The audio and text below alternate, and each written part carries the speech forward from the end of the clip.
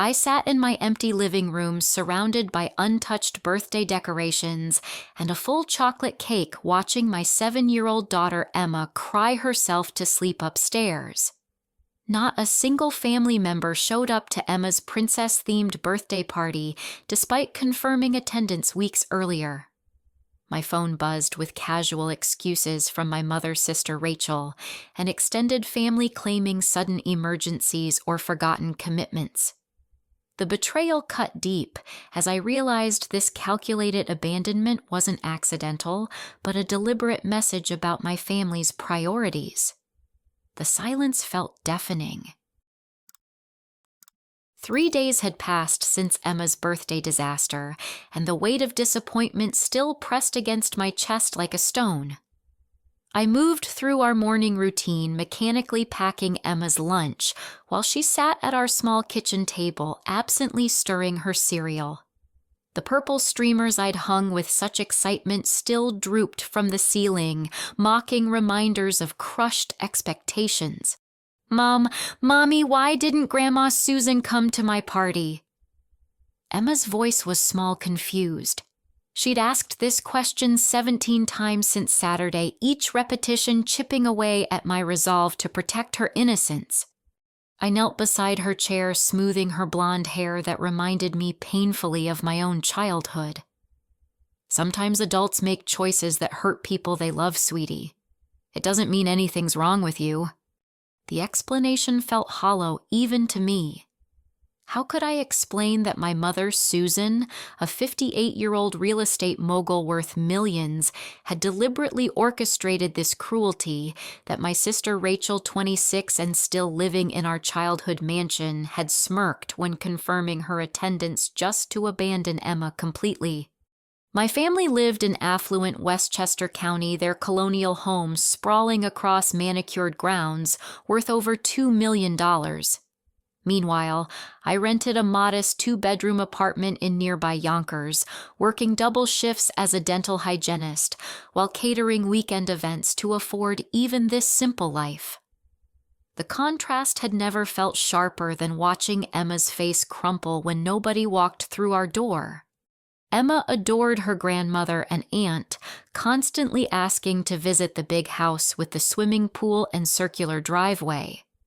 For 7 years, I'd maintained these relationships despite Susan's constant comparisons and criticism, believing family connections mattered more than personal dignity. Emma deserved grandparents and extended family even if they treated me like an unfortunate obligation. My coworker Maria had warned me months ago. "Lindsay, your family doesn't treat you right. Why do you keep giving them chances to hurt Emma too?"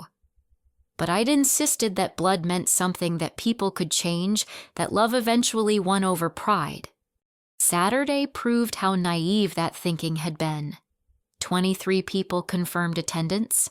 0 showed up. The bounce house sat deflated in our tiny backyard, while Emma waited by the window in her new dress, a purple tulle creation that made her feel like royalty. I'd spent 3 weeks planning every detail, maxing out my credit card for decorations and a custom cake shaped like a unicorn.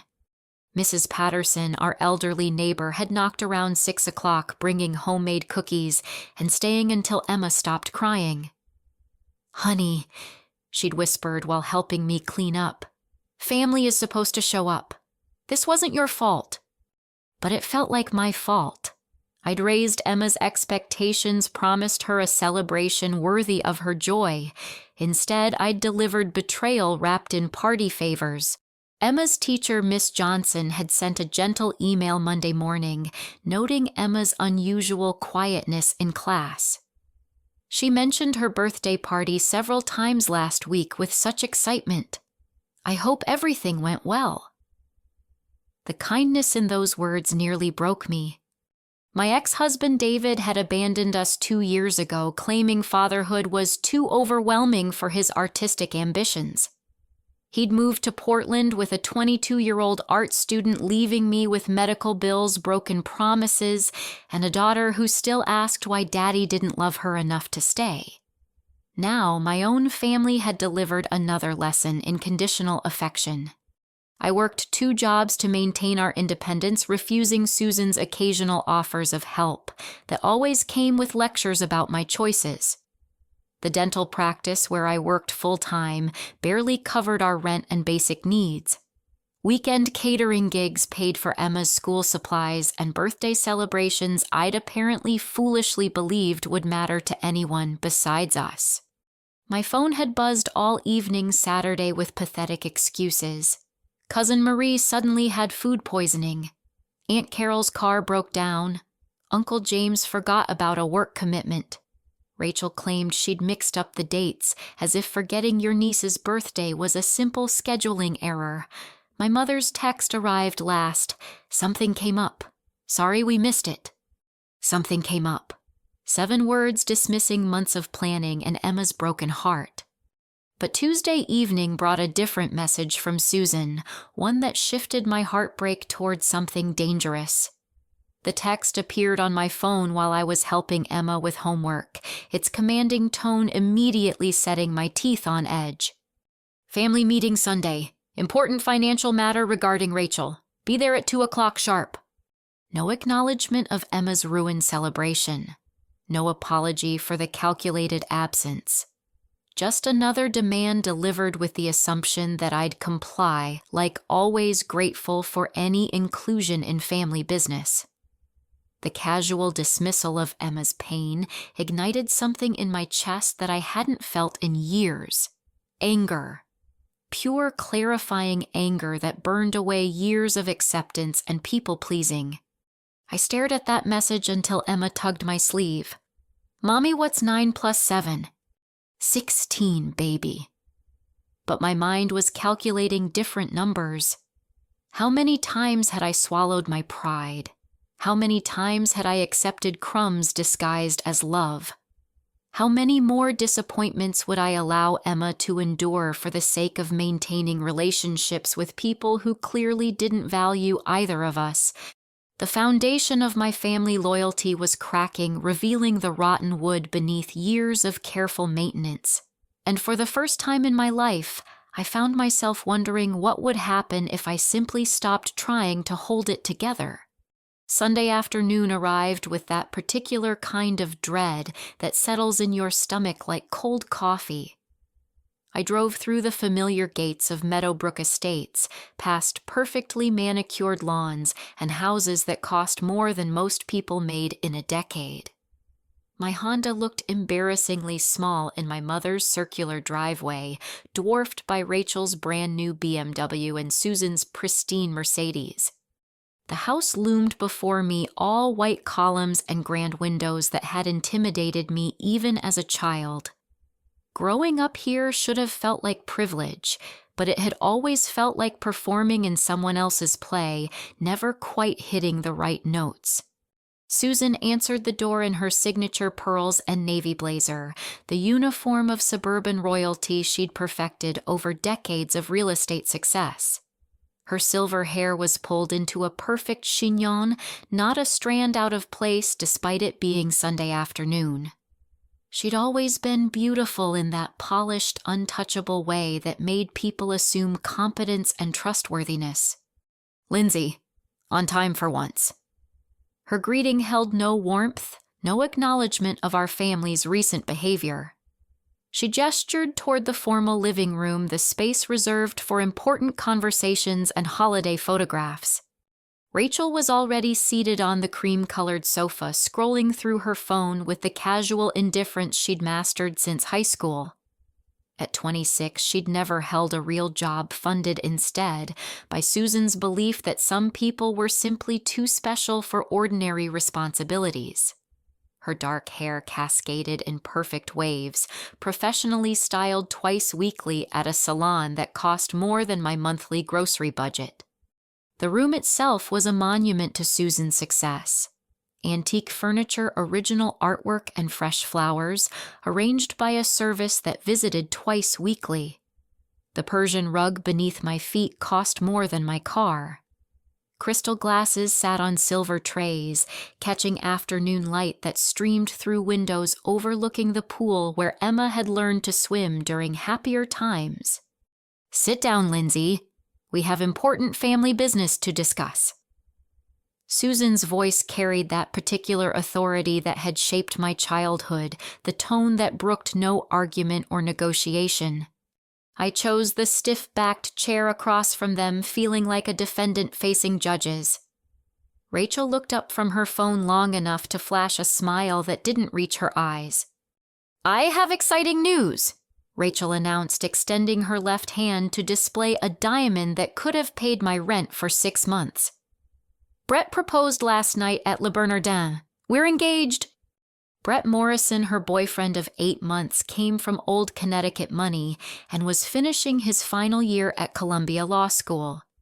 His family owned a shipping company and summer homes in the Hamptons and Martha's Vineyard. To Susan, he represented everything she'd hoped for in a son-in-law pedigree, connections, and the kind of wealth that opened doors without knocking. Congratulations.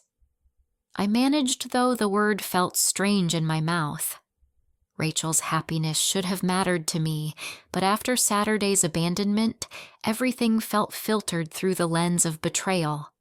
Susan leaned forward, her eyes bright with excitement I rarely saw directed toward my accomplishments.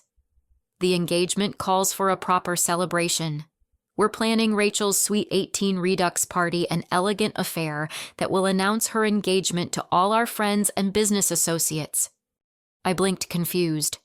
Rachel turned 18 8 years ago. But she never had the celebration she deserved. Susan continued smoothly. "Between her father's death and various circumstances, we never properly marked that milestone. This engagement provides the perfect opportunity to correct that oversight while introducing Brett's family to our social circle." Rachel smirked, clearly enjoying whatever script they'd rehearsed. "It's going to be absolutely magical. 500 guests, live orchestra dinner by Daniel Boulud's catering team. The Westchester Country Club has agreed to host despite their waiting list." The numbers began forming in my mind even before Susan delivered the crushing blow. 500 guests, country club venue, celebrity catering. This wasn't a party. It was a coronation designed to cement Rachel's position in high society. "The total budget is $50,000, Susan announced as casually as she might mention the weather. "We've allocated expenses among family members based on their ability to contribute. Your share comes to exactly $2,220. The amount hit me like a physical blow. $2,200 represented nearly 3 months of groceries for Emma and me. It was the difference between keeping our lights on and sitting in darkness. It was Emma's Christmas presents, her school clothes, her security. "I'm sorry, what?" The words came out strangled, disbelieving. Rachel laughed, a sound like glass breaking. "Oh, come on, Lindsay. It's not that much. You could afford it if you managed money better like successful people do." The casual cruelty of that statement stole my breath. Successful people like them who'd never worked for minimum wage or chosen between medicine and meals. Successful people who inherited their opportunities and called it merit. "Rachel's engagement ring cost more than I make in 6 months. I said quietly, the truth hanging in the air like smoke. Susan's expression hardened. "That's precisely the attitude that keeps you struggling, Lindsay. Instead of celebrating your sister's happiness, you're focused on material comparisons. Brett's family expects a certain standard, and this celebration will establish Rachel's place in their social circle.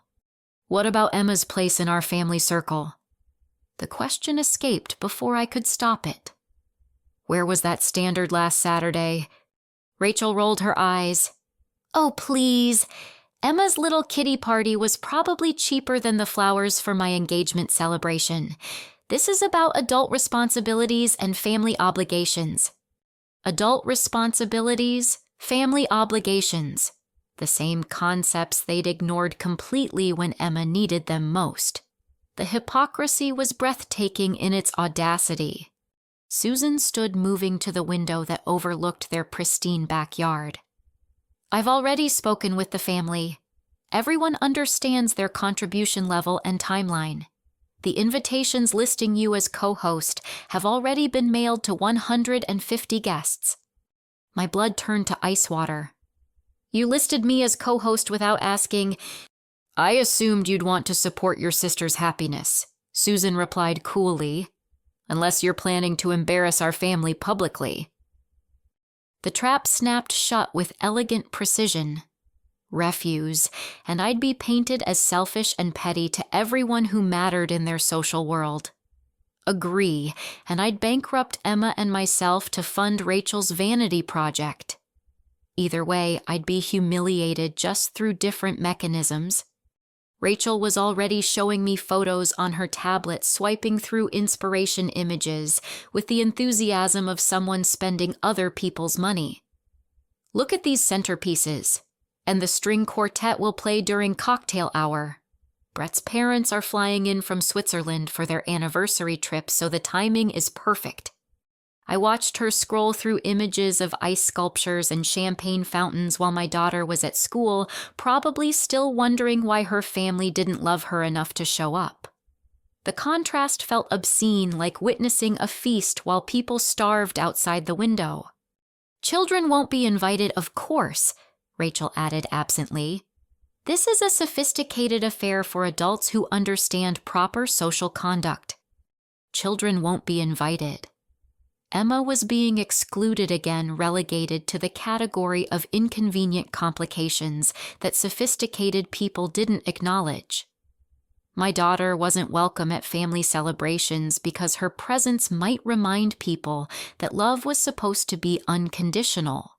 Susan returned to her seat, her expression businesslike and final. We'll need your contribution by Friday to finalize catering numbers. The caterer requires payment in advance for events of this magnitude. Friday. 5 days to produce money I didn't have for a celebration that would deliberately exclude my daughter while commemorating the sister who'd abandoned her. The cruelty was so perfectly orchestrated that I almost admired its efficiency. I need to think about this, I said carefully, standing on legs that felt unreliable. Susan's smile was sharp as a blade. Of course, but don't think too long. Commitments have been made, and disappointment would reflect poorly on our family's reputation. Our family's reputation?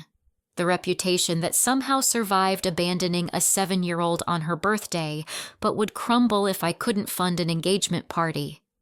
The logic was so twisted that I felt dizzy trying to follow it. I left that house with my hands shaking and my mind racing. As I drove through those perfect streets past houses that looked like stage sets for American dreams, I realized that Susan hadn't requested my contribution. She'd announced it, assumed it, and manipulated me into a position where refusal would brand me as the family disappointment.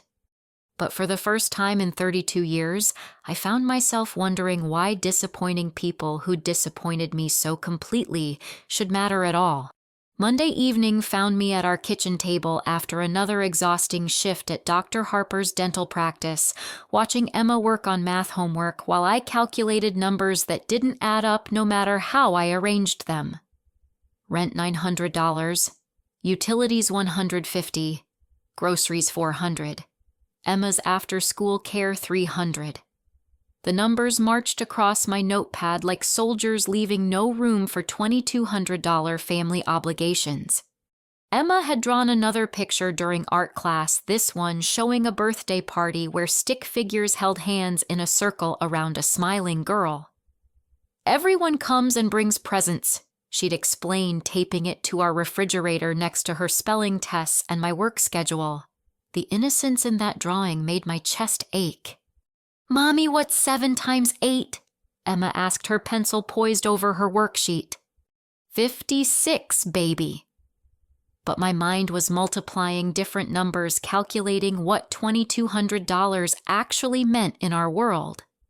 56 boxes of Emma's favorite cereal, 220 school lunches, 4 months of her dance classes that brought her such joy. My phone buzzed with another text from Rachel. "Mom says you need to confirm your contribution by Wednesday now. The caterer moved up their deadline." The casual pressure delivered without acknowledgement of the financial strain or consideration of my circumstances crystallized everything wrong with their expectations. I'd spent the weekend researching family financial abuse online, recognizing patterns I'd lived with for years without naming them. The constant criticism of my choices, the assumptions about my obligations, the way my financial struggles were treated as personal failures rather than systemic challenges of single parenthood. Maria had called Sunday night with characteristic directness. "Lindsay, honey, you need to show these people exactly what they're worth to you. Sometimes the most powerful response is complete honesty." I'd also discovered something else during my weekend research. Susan had been claiming me as a dependent on her tax returns for 3 years, despite my complete financial independence. The discovery felt like another violation, another way my autonomy had been stolen without my knowledge. Tuesday evening, after Emma fell asleep clutching her stuffed unicorn, I made a decision that felt like stepping off a cliff into free fall. I drove to the bank and withdrew $1 in change, 4 quarters that clinked together in my palm like tiny bells. The symbolism felt perfect, measurable, deliberate, impossible to misunderstand. At home, I found our nicest stationery cream-colored paper with a subtle watermark that I'd bought for thank you notes I never had occasion to write. The irony wasn't lost on me as I crafted the most honest message I'd ever sent to my family. "Dear Rachel, congratulations on your engagement to Brett. I hope you find the happiness you deserve. Here is my contribution to your Sweet 18 Redux celebration, exactly equivalent to the value your presence held at Emma's birthday party. I wish you both a lifetime of the same consideration you've shown my daughter. With complete honesty, Lindsay." I sealed the envelope with ceremonial precision, addressing it in my neatest handwriting. The drive to Westchester felt like a pilgrimage in reverse, carrying my offering to gods who'd already proven their indifference. Their house looked different in Tuesday's twilight, less imposing somehow. I walked to the front door on legs that trembled with adrenaline and terror.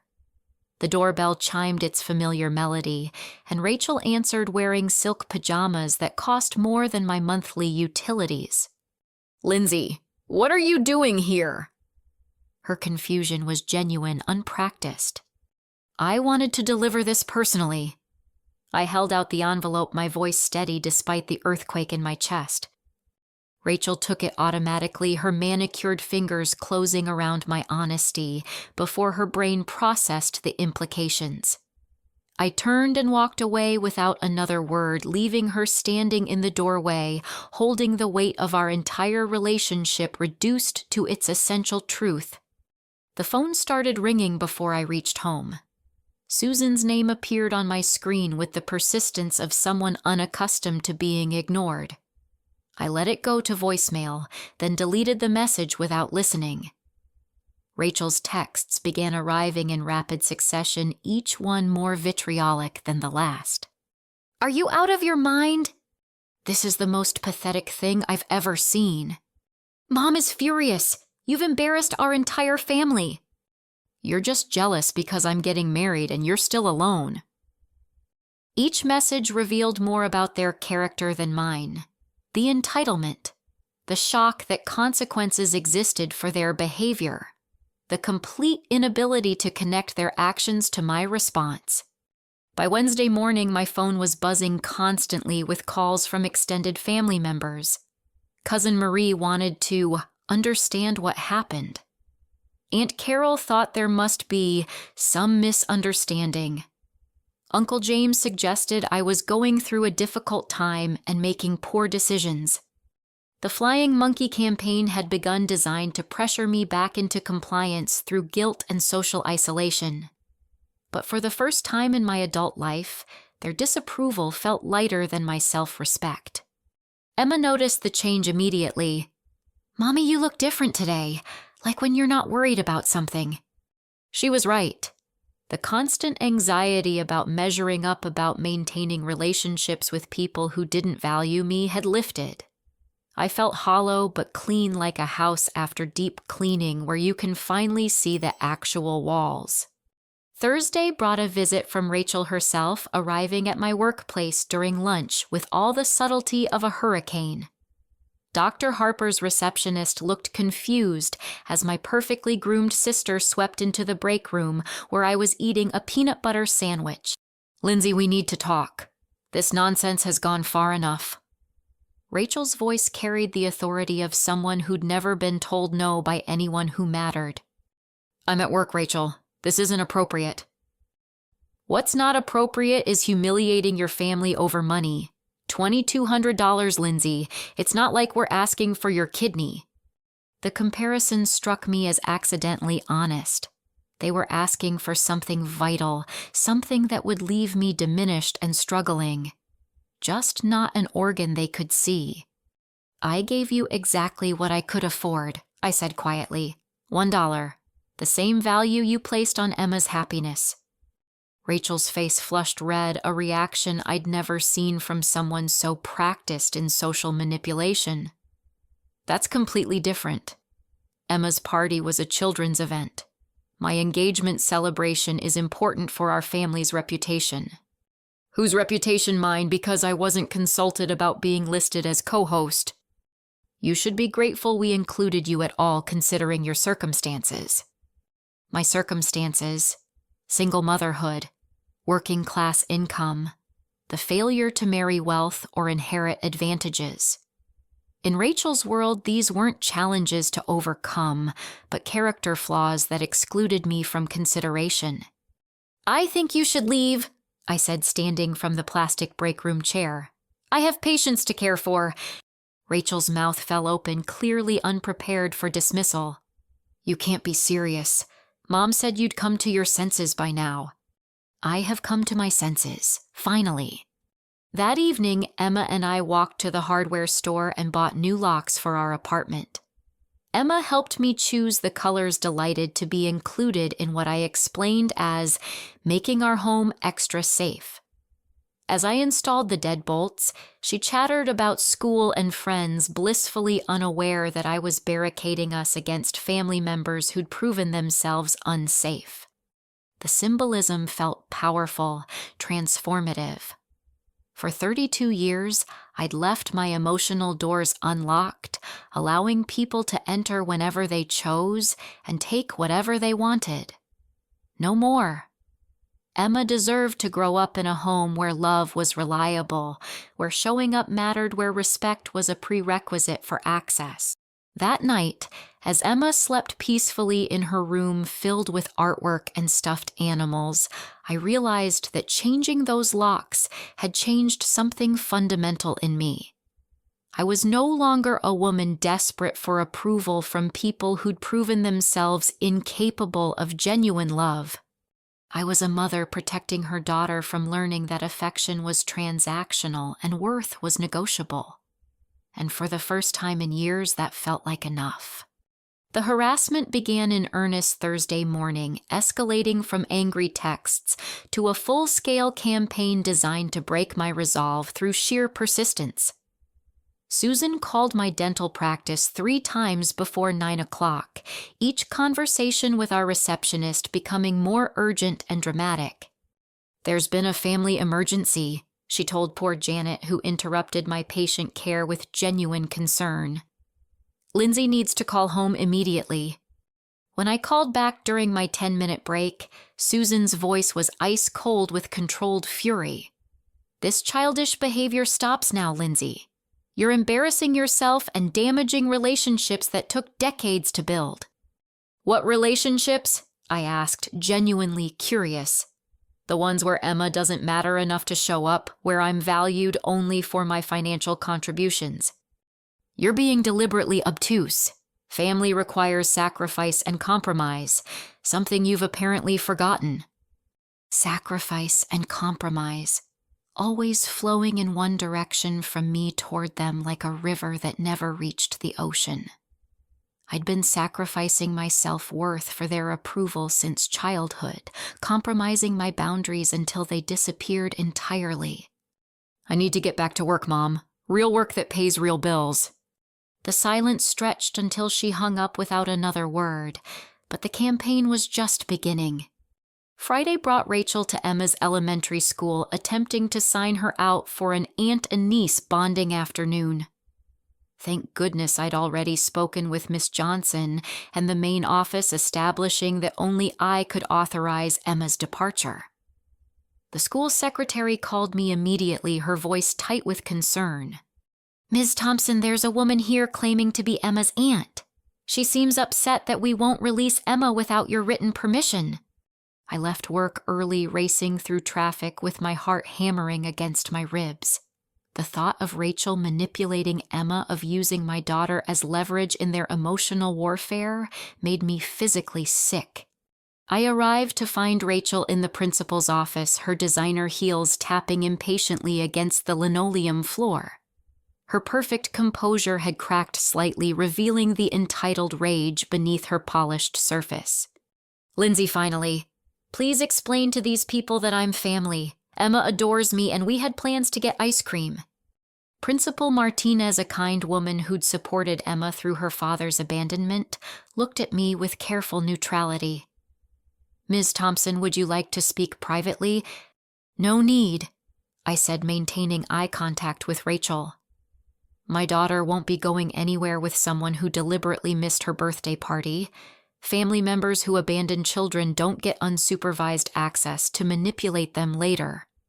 Rachel's facade crumbled completely. "You're being ridiculous. One missed party doesn't erase years of relationship." "What relationship? The one where you mock her kiddie parties, where children aren't sophisticated enough for your celebrations, where her feelings matter less than your social calendar."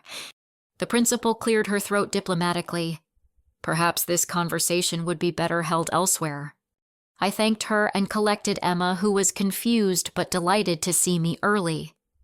As we walked past the office windows, Rachel was already on her phone, undoubtedly reporting her failure to extract Emma for whatever manipulation session they'd planned. That evening brought a parade of flying monkeys, each family member calling with variations of the same script. Cousin Marie emphasized my duty to family harmony. Aunt Carol stressed that forgiveness was divine. Uncle James suggested I was letting pride destroy precious relationships. The coordination was obvious, almost comical in its transparency. Someone had distributed talking points emphasizing my selfishness while completely avoiding the original issue, their coordinated abandonment of Emma. The gaslighting was professional grade, designed to make me question my own memory and judgment. But I documented everything. Screenshots of their confirmations, photos of the empty party, recordings of their dismissive explanations, evidence that my reality wasn't negotiable or subject to committee revision. Saturday morning brought an unexpected visitor. Mrs. Patterson knocked on our door while Emma and I were making pancakes, her usually cheerful expression clouded with concern. "Lindsay, dear, I need to tell you something. Yesterday afternoon, I saw that young woman again, the one from last week. She was trying to get into your apartment building, telling the maintenance man she was your sister and had lost her key." My blood chilled. Rachel had attempted to access our home without permission, potentially to search for financial documents or plant evidence of my instability. The violation felt complete transformative. "Did she get in?" "No, thank goodness. Tony knows you and Emma well. He told her she needed to wait for you to let her in personally. She got very angry, started talking about family rights and legal action." Family rights. The entitlement that assumed my boundaries were suggestions rather than requirements. The belief that blood relations granted unlimited access to my life and decisions.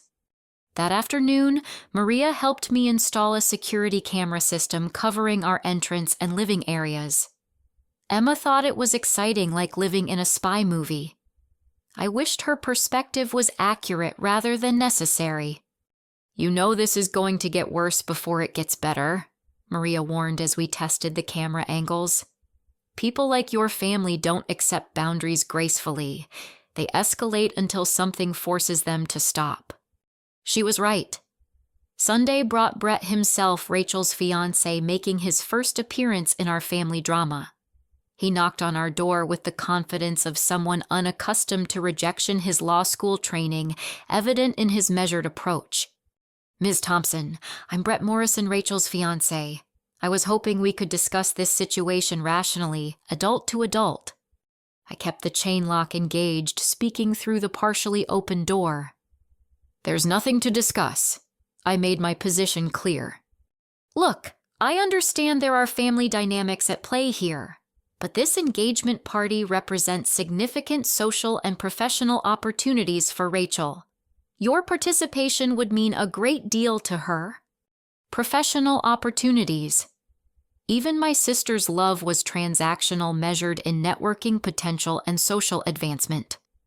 Brett had inadvertently revealed the truth. This celebration wasn't about joy or family, but about leveraging relationships for personal gain. Rachel made her priorities clear when she abandoned my daughter. I'm simply responding with equal consideration.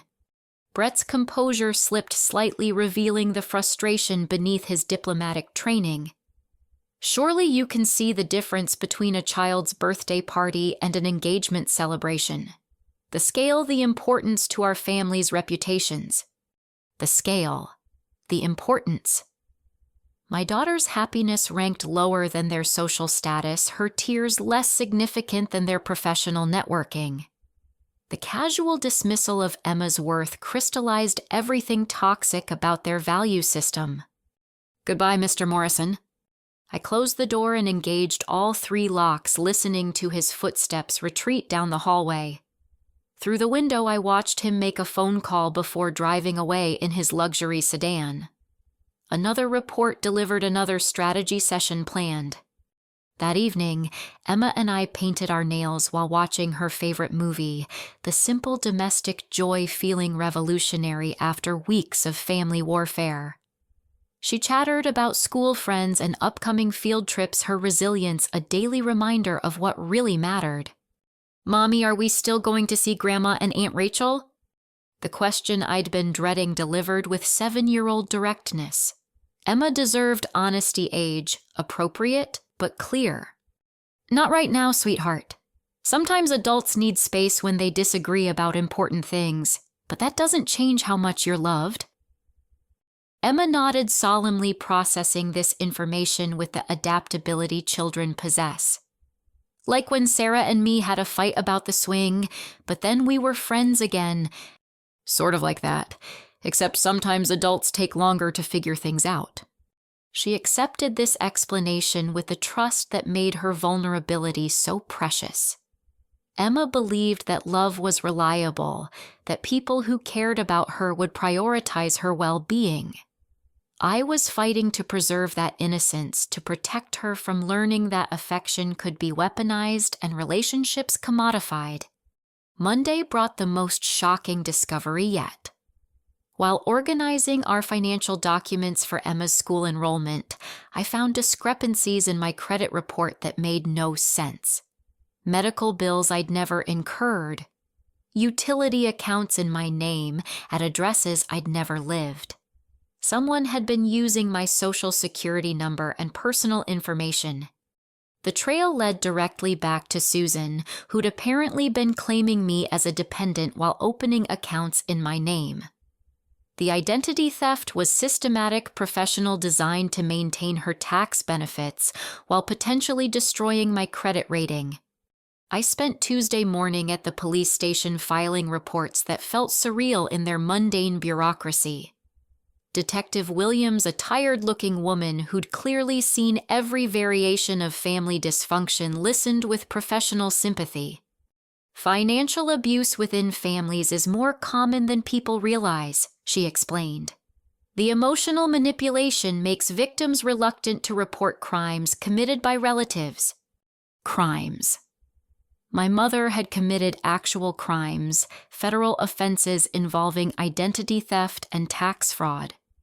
The realization that I'd been protecting a criminal, sacrificing my daughter's well-being to maintain relationships with someone who'd been actively stealing from me, felt like awakening from a decades-long nightmare.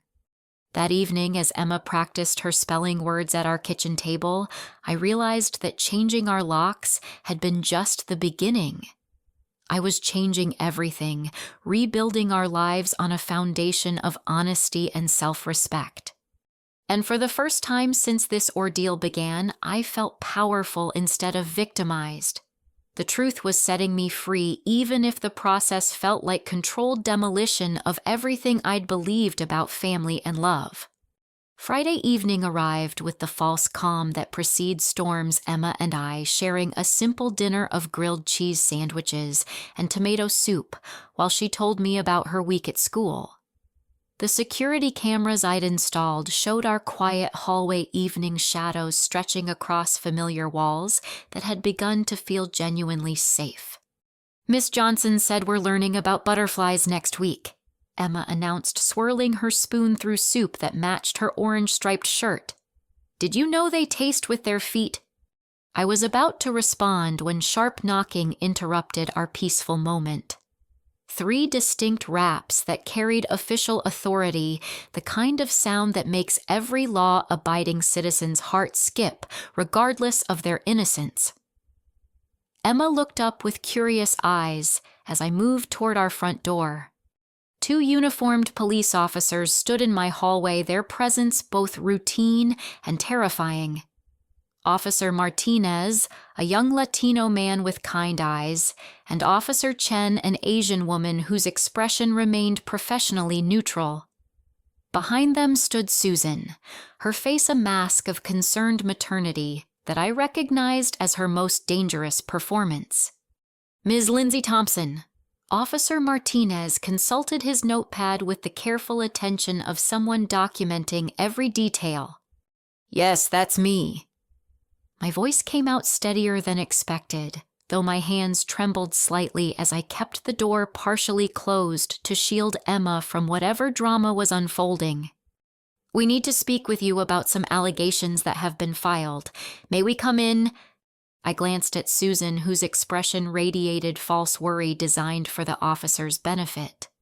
Everything about her posture screamed loving mother concerned about her troubled daughter, a performance honed through decades of manipulating social situations.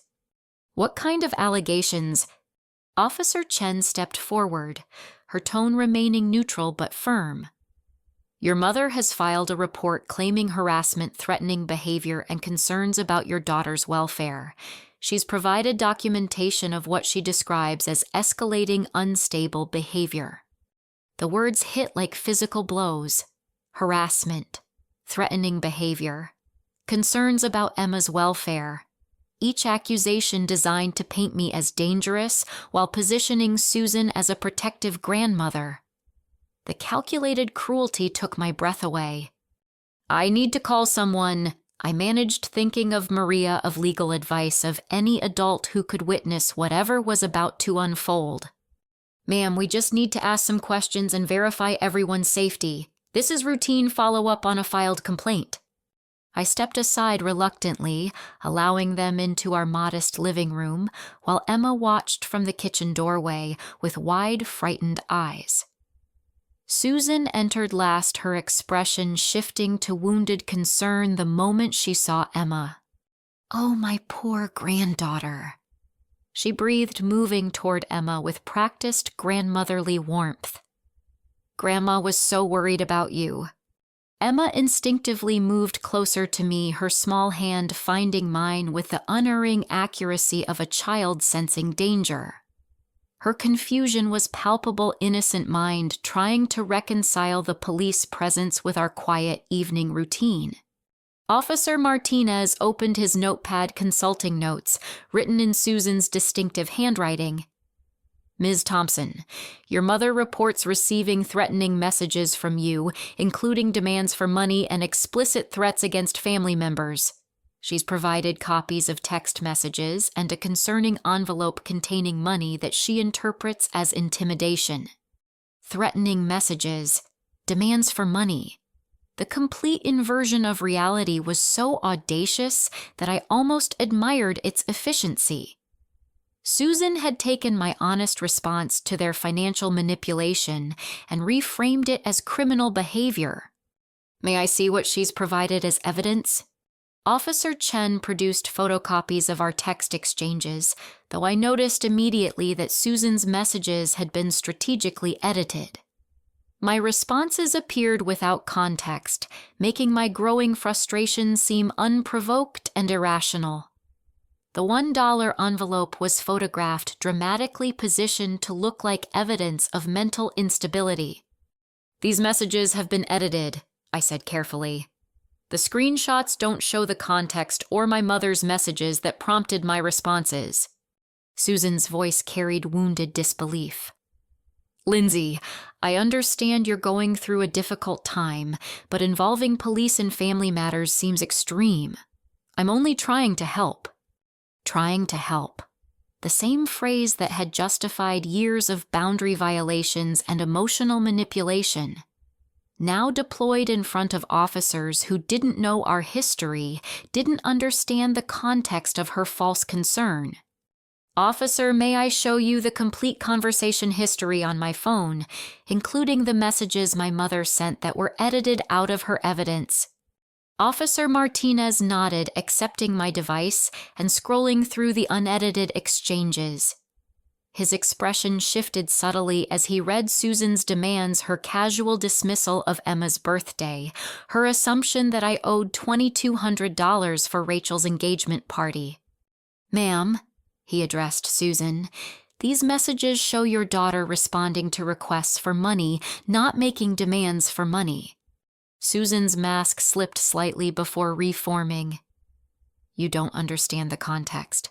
Lindsay has been financially irresponsible for years. Our family has been supporting her, and when we asked for help with Rachel's celebration, she became hostile and threatening. Supporting me. Another complete fabrication delivered with conviction that would convince anyone who didn't know better." Susan's talent for rewriting history was remarkable, transforming her financial abuse into generous assistance. "Actually," I said quietly, moving to our file cabinet, "I have documentation showing that my mother has been claiming me as a dependent on her tax returns, while I've been completely financially independent. I also have evidence that she's been accessing my credit report without authorization." Officer Chen's attention sharpened noticeably. Financial crimes involving family members were serious matters, federal offenses that carried real consequences. I produced printed copies of tax documents I'd obtained, credit reports showing unauthorized access, and bank statements proving my independence. "Ma'am, identity theft and tax fraud are serious allegations." Officer Chen addressed Susan, whose composure was beginning to crack under scrutiny. "This is ridiculous!" Susan snapped, her voice losing its wounded mother tone. "I'm trying to protect my granddaughter from an unstable situation, and you're focusing on paperwork issues." Paperwork issues. Federal crimes reduced to administrative inconveniences, dismissed with the entitlement of someone unaccustomed to consequences. But the officers were trained to recognize manipulation tactics, and Susan's performance was becoming less convincing under examination. Officer Martinez knelt down to Emma's eye level, his voice gentle and reassuring. "Hi there, sweetheart. Can you tell me how you're feeling today? Are you safe and happy here with your mom?" Emma nodded solemnly, her 7-year-old honesty shining through the adult chaos surrounding her. "Mommy takes good care of me. We had grilled cheese for dinner and she helps me with homework every night. Do you feel scared or worried about anything at home?" Emma glanced at Susan, then back at the officer with startling clarity. "I was sad that nobody came to my birthday party, but Mommy said sometimes adults make choices that hurt people they love." The simple truth from a child's perspective cut through all the adult manipulation and reframing. Emma had experienced abandonment, not neglect. Her stability came from me, not from family members who deliberately disappointed her. Officer Chen requested permission to walk through our apartment, verifying that Emma had appropriate food, clothing, and living conditions. Our modest home passed inspection easily. 2 bedrooms clean and comfortable refrigerator stocked with healthy groceries, Emma's artwork covering the refrigerator door. Ms. Thompson, what about these allegations of threatening behavior? Officer Martinez returned to his notes, though his tone suggested skepticism about the claims. I retrieved our security camera footage from the past week, showing Rachel's attempted unauthorized entry and Brett's confrontational visit. These are the family members I've allegedly been threatening. They've been attempting to access my home without permission and pressuring me to contribute money I don't have. The video evidence told a different story than Susan's narrative. Instead of a daughter threatening her family, it showed family members violating boundaries and attempting to manipulate their way into my home. Susan watched her credibility evaporate with each piece of contradictory evidence. Her Wounded Mother Act had been designed for people who didn't have access to facts, who would accept her version of events without investigation. Ma'am, Officer Chen addressed Susan with professional firmness. Filing false police reports is a crime. These allegations don't appear to be supported by evidence. In fact, you may be the one engaging in harassment behavior. Susan's face flushed red, her carefully constructed facade cracking to reveal the anger beneath. This is absurd. I'm a respected member of this community. I own a successful real estate company.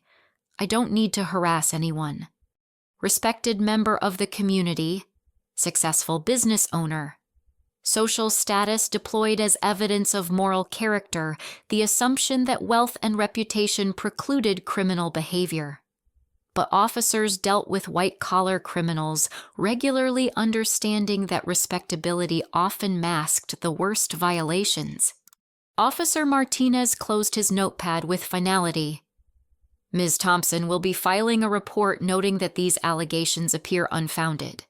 We're also required to document the evidence you've provided regarding identity theft and financial fraud. You should consider filing formal charges if you haven't already. Susan stood abruptly, her composure completely gone. This is a family matter that's been blown completely out of proportion. Lindsay is clearly having some kind of breakdown, and I was trying to help. Ma'am, attempting to manipulate police resources to resolve family disputes is inappropriate. We recommend that all parties maintain distance while these issues are resolved through proper legal channels.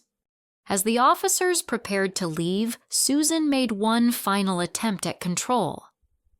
I'm concerned about Emma's welfare in this environment. Perhaps temporary custody arrangements should be considered until Lindsay gets the help she clearly needs.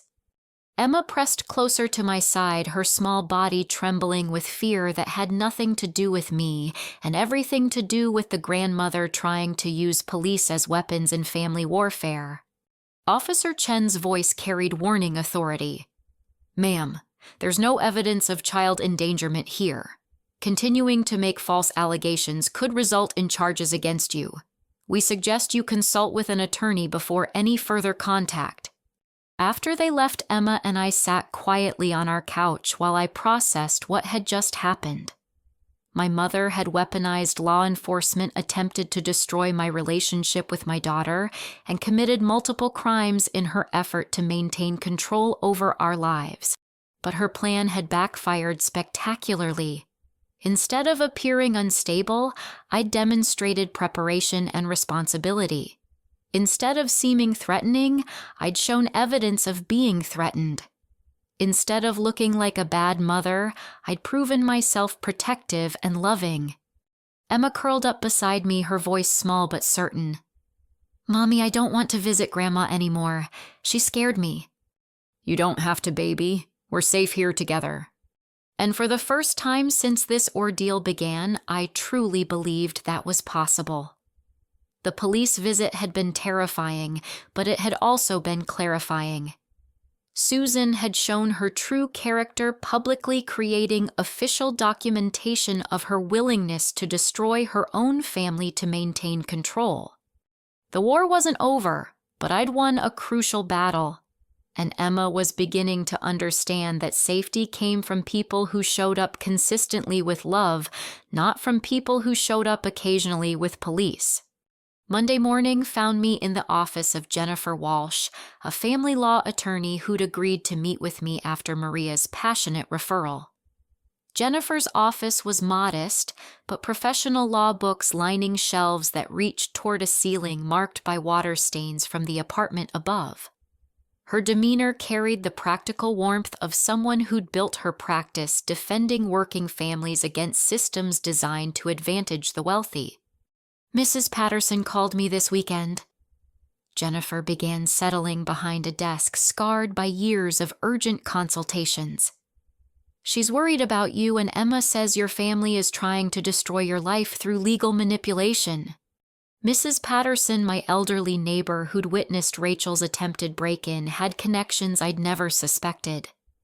Her late husband had been a family court judge, and she understood exactly how wealthy families weaponized legal systems against vulnerable members. "Jennifer, I need you to understand something important." Jennifer continued opening a file that already contained notes about my situation.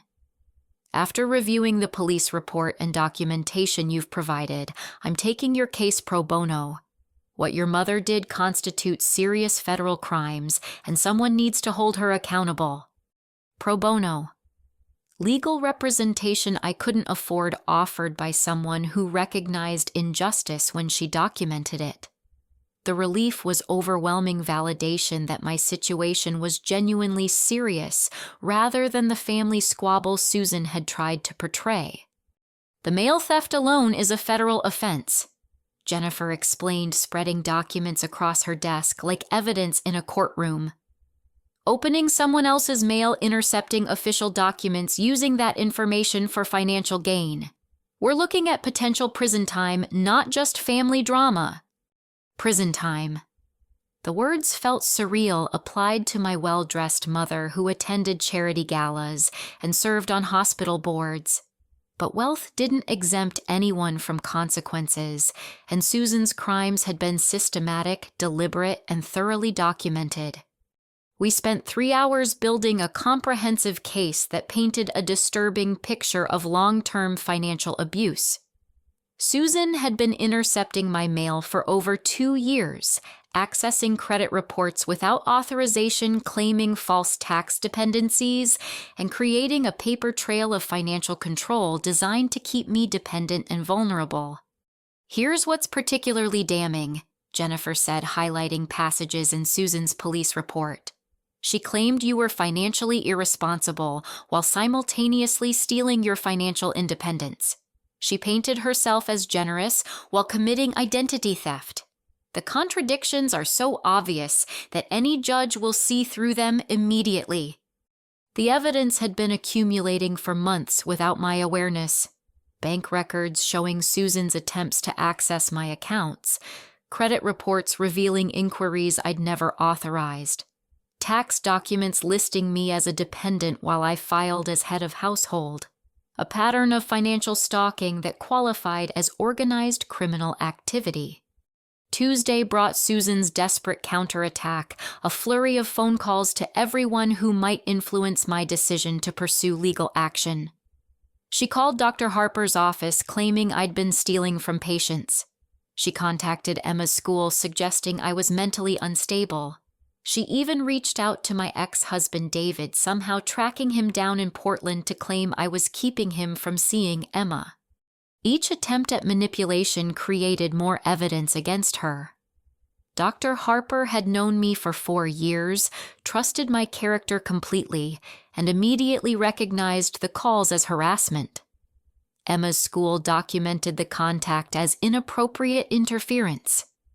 David, who'd abandoned us voluntarily, was confused but clear that he had no interest in custody or visitation. "Your mother is panicking," Jennifer observed during our Wednesday meeting. She's making desperate moves that will only strengthen our case. People who are innocent don't launch character assassination campaigns against their own family members. Meanwhile, Rachel's engagement was imploding under the pressure of public scrutiny. Brett's family old money Connecticut blue bloods were horrified by the police involvement and criminal allegations. Their son's fiancé came with family drama that included federal crimes and false police reports. The social elevation Rachel had desperately sought was crumbling beneath her feet. Thursday brought an unexpected visitor to Jennifer's office. Rachel herself dressed in designer clothes that couldn't disguise her desperation, arriving without appointment to beg for family reconciliation. "Lindsay, please, you have to stop this legal nonsense," Rachel pleaded, her polished composure replaced by genuine fear. "Brett's parents are demanding he break our engagement. Mom could go to prison. The family business is being investigated." The family business? Susan's real estate empire built on reputation and client trust, now under scrutiny for potential financial crimes. Wealthy clients didn't tolerate association with criminal behavior, regardless of how respectable the perpetrator appeared. "This could have been avoided if you'd shown up to Emma's birthday party," I said quietly.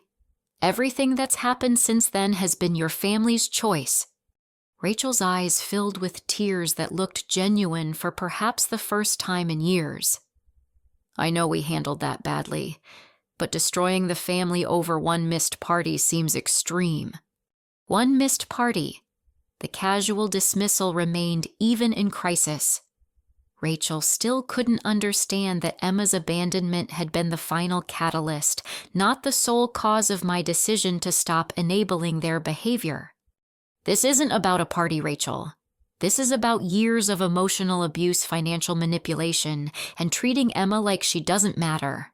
The party was just when I finally saw the pattern clearly." Jennifer leaned forward with professional interest. "Ms. Rachel, are you here as a representative of your mother? Because if you're attempting to negotiate on her behalf, we need that documented officially." Rachel shook her head frantically. "I'm here as your sister Lindsay, begging you to consider what this is doing to our family." Our family. The same entity that had coordinated to abandon a 7-year-old demanded money I didn't have and called police when I refused to comply. The family that had never considered what their behavior did to Emma and me. "What family?" I asked, genuinely curious. "The one that ghosts children's birthday parties. The one that steals Social Security numbers for tax benefits. The one that files false police reports. I'm protecting Emma from learning those behaviors are acceptable." Rachel left without achieving whatever reconciliation she'd hoped for her designer heels, clicking against linoleum floors with the sound of retreat. Through Jennifer's window, I watched her sit in her BMW for 10 minutes, probably calling Susan with news that legal pressure wouldn't resolve through emotional manipulation. Friday brought the most stunning revelation yet. During discovery proceedings, Jennifer's investigation uncovered financial documents that revealed the true scope of Susan's deception. Hidden in Susan's business records was information about my father's life insurance policy money that should have been mine after his death 20 years earlier. "Lindsay, your father's life insurance was worth $120,000, Jennifer announced, spreading bank statements across her desk like shocking revelations. "Susan has been using that money for 2 decades, claiming it was family emergency funds. According to the original policy documents, you were the primary beneficiary. $120,000. Money that could have paid for my education, reduced my student loans, provided security during Emma's early years. Money Susan had stolen and hidden while lecturing me about financial responsibility and poor life choices.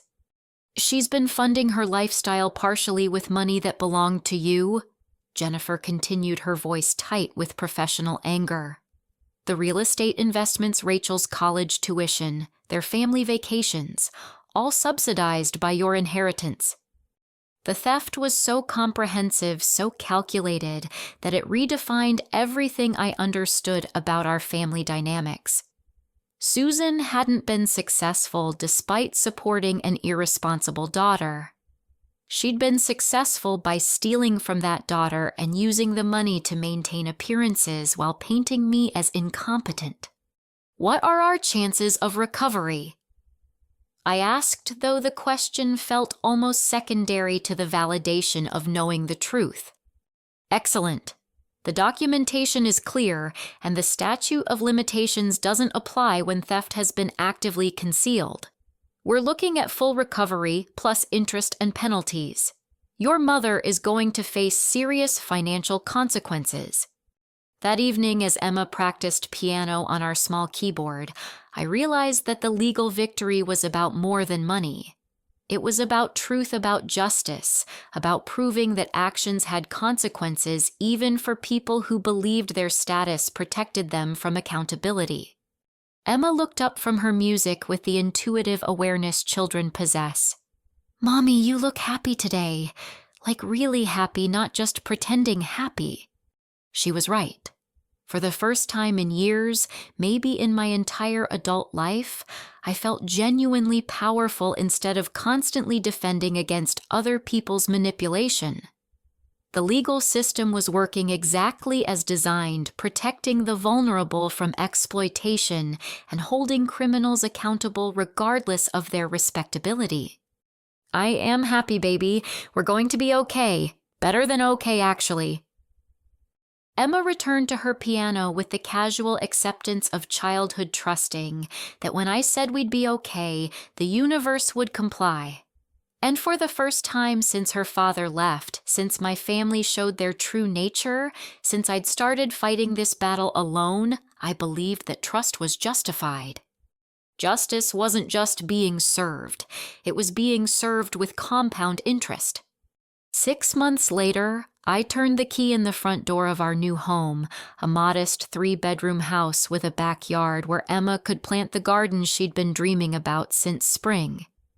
The down payment had come from my recovered inheritance money that had finally found its way back to its rightful owner after 20 years of Susan's theft and deception. Emma raced through the rooms with the boundless enthusiasm of a child discovering her own space, her footsteps echoing against hardwood floors that belonged to us completely. No landlord to answer to, no neighbors hearing arguments through thin walls, no fear of eviction if my family's harassment affected my work performance. Mommy, look. My room has a window seat and the kitchen has a pantry and there's space for a big dining table where we can have real dinner parties. Emma's joy was infectious, pure delight, unmarked by the adult understanding of what this house represented. Security, independence, and the end of financial vulnerability. The legal proceedings had concluded with Susan accepting a plea agreement that avoided prison time, but required full restitution plus penalties. She paid back the inherited money with 20 years of compound interest totaling over $200,000 that I'd invested carefully to secure Emma's education and our future stability. The identity theft and tax fraud charges had resulted in probation community service and the loss of Susan's real estate license for 2 years. Her business reputation was shattered, client trust destroyed by news reports detailing her criminal behavior toward her own family. The social standing she'd protected so fiercely had crumbled once people understood the true cost of maintaining her facade. Rachel had lost Brett his family unwilling to associate with criminal in-laws, regardless of their previous social connections. The engagement party that had started this entire conflict never happened. The deposits forfeited when vendors refused to work with families under federal investigation. Rachel was in therapy now, finally confronting the toxic patterns she'd learned from Susan and beginning to understand how deeply damaged their family dynamics had become. I'd started my own dental hygiene practice 3 months earlier, serving working families who appreciated compassionate care without judgment about their insurance coverage or payment plans. My professional reputation, which Susan had tried to destroy through false accusations, had actually strengthened as colleagues learned about my courage in fighting family financial abuse. Emma was thriving in her new school, confident and outgoing in ways I'd never seen before. The constant underlying anxiety about disappointing family members had disappeared, replaced by the security of knowing that love in our home was unconditional and reliable. Her 8th birthday was approaching, and she was excitedly planning a celebration for friends who showed up consistently, who valued her friendship without reservation.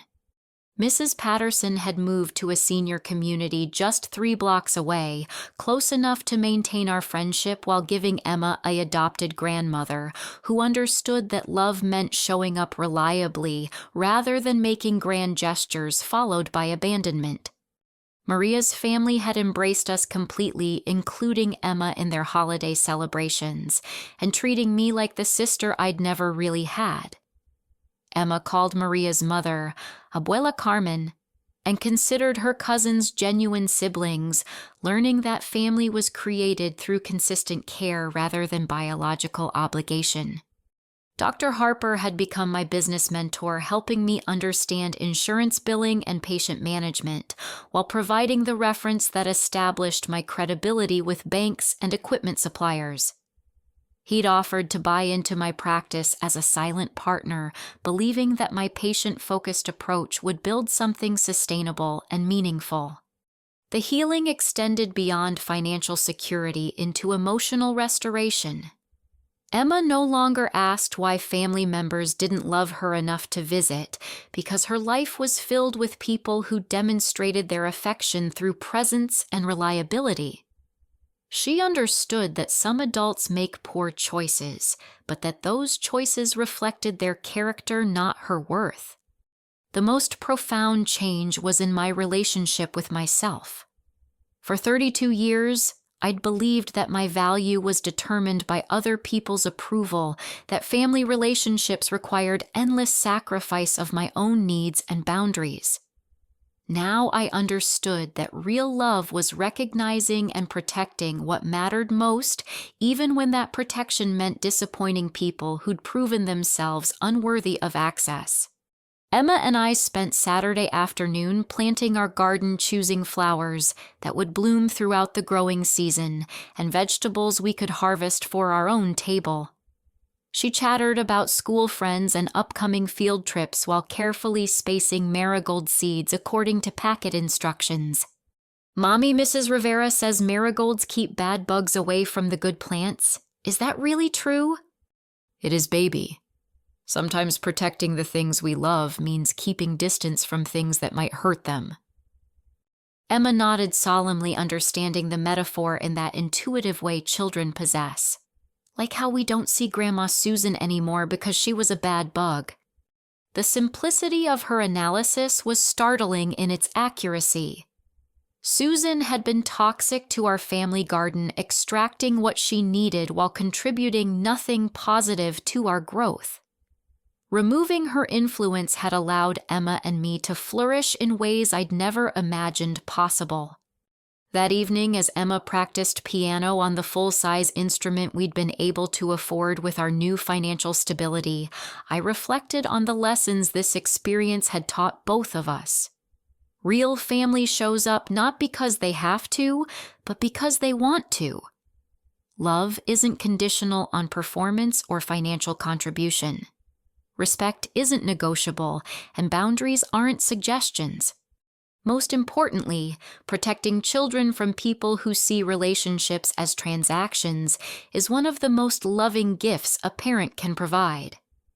Emma was learning that her worth was inherent, that affection shouldn't require payment or perfect behavior, that the adults in her life were responsible for earning her trust, rather than demanding it based on biological connection.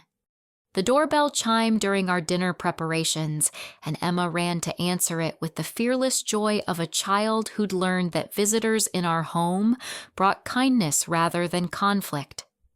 Through the window, I saw Maria carrying a casserole dish and her own daughter Sophia, Emma's honorary sister, who'd helped us plant the garden. "Surprise," Maria announced as Emma opened the door. "We brought dinner to celebrate your new house properly."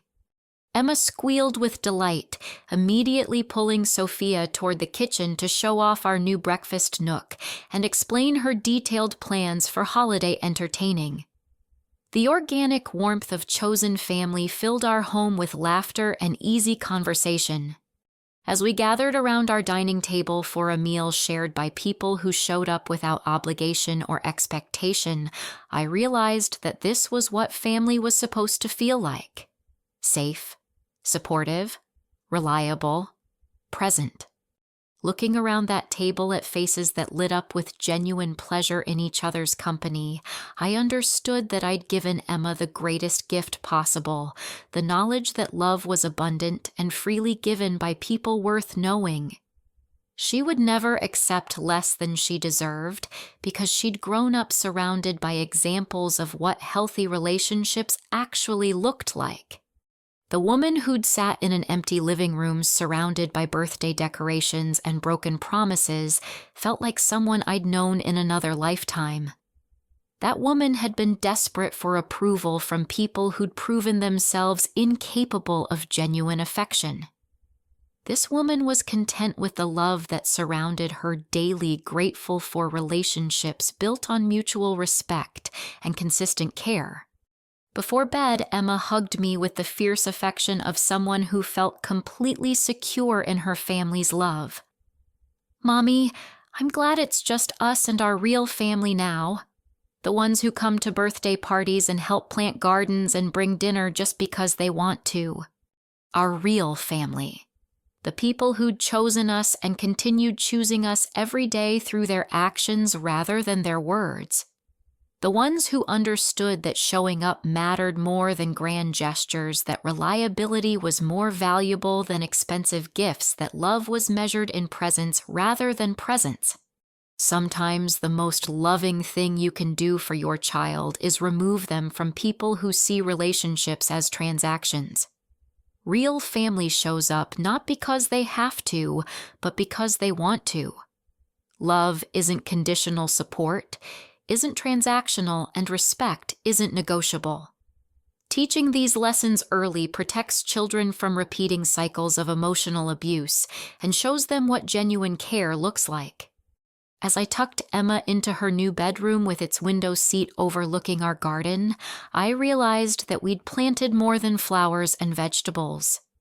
We'd planted the seeds of a life built on authentic relationships, financial independence, and the unshakable knowledge that we deserved exactly the kind of love we gave freely to others. The garden would bloom in spring, but our real growth had already begun. What would you do if your family abandoned your child's birthday party and then demanded money for their own celebration? Have you ever had to choose between keeping peace and protecting your children from toxic relatives? Share your thoughts in the comments below, and if this story resonated with you, please like this video and subscribe for more real-life family stories.